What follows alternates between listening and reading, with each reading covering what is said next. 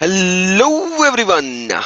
Today, one of our Muslim friend, Mr. Airway, that's his name, Airway actually stated that Islam has a strong foundation in the concept of God and salvation. Strong foundation in the concept of God and salvation. So, one is concept of God, second point is salvation. Okay? Yes, one other friend of ours said, funny, but that's a separate thing.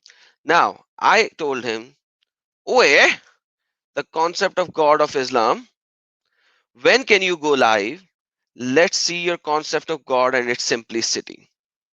Okay, Airways has to prove the concept of God in Islam and salvation. Let's see if he fulfills his promise or not. I've given him 5 hours. I've given him 5 hours to prepare. Let's see if he runs away or if he really comes up live and proves his concept of God and salvation.